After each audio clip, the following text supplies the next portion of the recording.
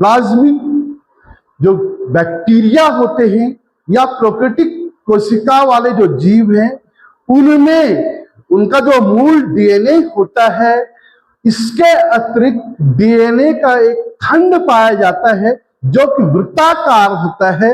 इस वृत्ताकार डीएनए को ही हम प्लाज्मिड कहते हैं, या दूसरे शब्दों में हम कह सकते हैं बैक्टीरिया में या जीवाणु में पाए जाने वाला जो वृत्ताकार डीएनए का खंड होता है, उसे ही हम प्लाज्मिड कहते हैं। और प्लाज्मिड का उपयोग हम जो है बहुत बार इसका उपयोग हम करते हैं, क्योंकि इसके विशेष गुण होते हैं। इसका जो मुख्य गुण है, इसमें प्रतिजैविकता का गुण बहुत अधिक पाया जाता है। एंटीबायोटिक का गुण इसमें पाया जाता है। दूसरा, जो ये प्लाज्मिड होते हैं, ये उच्च धातुओं के प्रति रोधी होते हैं या रेजिस्टेंस ऑफ हैवी मेटल्स इनका कैरेक्टर होता है। तीसरा, ये नाइट्रोजन स्थिरीकरण का गुण इसमें बहुत अधिक मात्रा में पाया जाता है, और ये जो है प्रदूषण विघटनकारी का गुण भी इसमें होता है। पॉल्यूटेंट डिग्रेडेशन का गुण इसमें भी होता है। तो इस प्रकार से हम प्लाज्मिड का उपयोग आज जो है विभिन्न प्रकार की बैक्टीरियाओं से होने वाली जो डिजीज होती है, उनके लिए हम प्लाज्मिड का उपयोग करते हैं, क्योंकि प्लाज्मिड के अंदर ऐसी जीन्स पाई जाती है जो कि उसी जाति के या अन्य बैक्टीरियाओं को मारने का कार्य करती है। अब हम जो है, जो ये प्लाज्मिड है, इसका पृथक्करण बैक्टीरिया से कैसे करेंगे, उसको हम प्रैक्टिकल के द्वारा देखेंगे।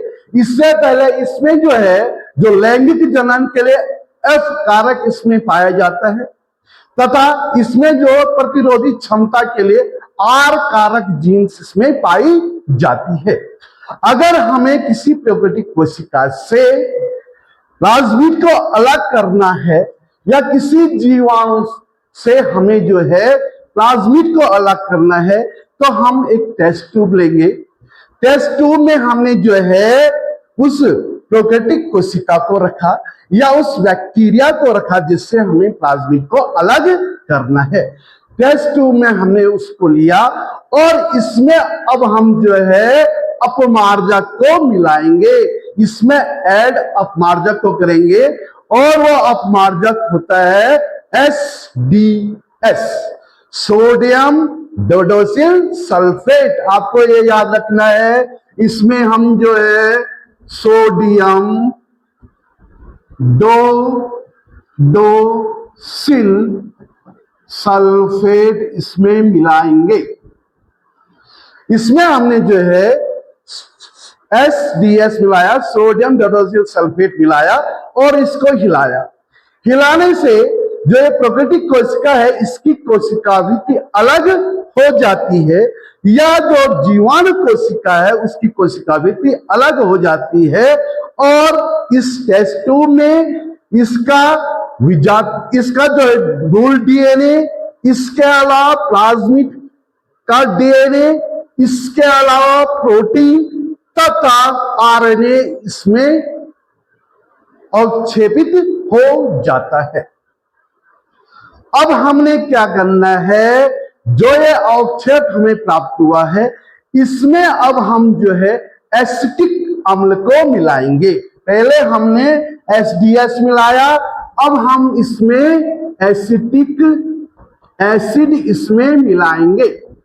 एसिटिक एसिड जो ही हमने इसमें मिलाया, तो एसिटिक एसिड इसके मूल डीएनए को, इसका जो मूल डीएनए था या गुणसूत्री डीएनए था, उसको अपचयित कर देता है। साथ ही साथ कुछ प्रोटीन को भी ये अपचयित कर देता है। अब इसमें सिर्फ जो है प्लाज्मिड का डीएनए बच जाता है, आरएनए बच जाता है और कुछ मात्रा में प्रोटीन बच जाता है। अब अगला चरण हम क्या करेंगे, इसको हिलाएंगे, जोर से इसको हिलाएंगे और हिलाने से इसका जो डीएनए है वो नीचे बैठ जाएगा। अब अगला चरण, अब हम इसमें एक एंजाइम मिलाएंगे जिसका नाम है RNase। RNase जो एंजाइम है, ये इस तरल में जो आरएनए है उसको अपचयित कर देता है, उसको पचा देता है। अब इसमें से जो इस लिक्विड में जो आरएनए था वो भी हट जाता है, क्योंकि RNase विटर उसको अपचयित कर देता है, उसको पचा देता है। अब अगला चरण हम क्या करेंगे, इसमें फिनोल को डालेंगे। इसमें ऐड किसको करेंगे, फिनोल को।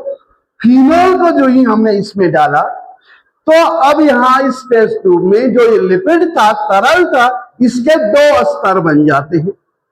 एक स्तर फिनोल का होता है और एक स्तर पानी का होता है। जो पानी वाला स्तर होता है इसमें प्लाज्मिड तैरने लगता है, और फिनोल वाला जो स्तर होता है इसमें प्रोटीन आदि बैठ जाती है। अब हम जो है, जो ये पानी वाला स्तर है जिसमें प्लाज्मिड था, उसको अलग कर देंगे, इसको अलग निकाल देंगे और इसमें एल्कोहल को डालेंगे।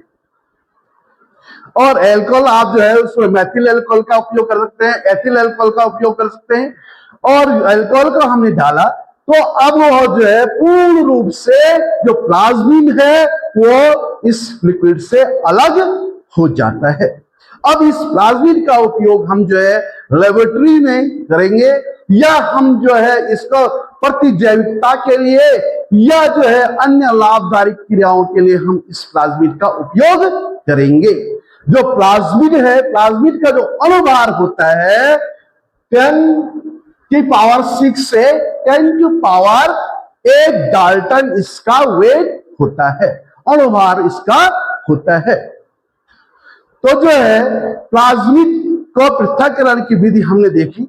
अब हम जो है प्लाज्मिड के जो प्रकार हैं उसके बारे में हम देखेंगे। साथ ही साथ प्लाज्मिड में जो है प्रतिलिपि का गुण भी होता है, रेप्लिकेशन का गुण भी होता है, और यह दो प्रकार की प्रतिलिपि बनाते हैं, एकल प्रतिलिपि और बहु प्रतिलिपि। जब जो है प्लाज्मिड के द्वारा एकल रेप्लिकेशन या सिंगल रेप्लिकेशन किया जाता है, और जब जो है प्लाज्मिड द्वारा जो है एक से अधिक प्रतिलिपियां बनाई जाती हैं तो उसे पॉलीरेप्लिकेशन कहते हैं। तो इस प्रकार से प्लाज्मिड के बारे में हम पढ़ा। अब हम आगे प्लाज्मिड के टाइप्स पढ़ेंगे। आज के लिए इतना बहुत है। आप जो है नीट की तैयारी बहुत अच्छे ढंग से करेंगे। मैं DS वरताल, थैंक यू।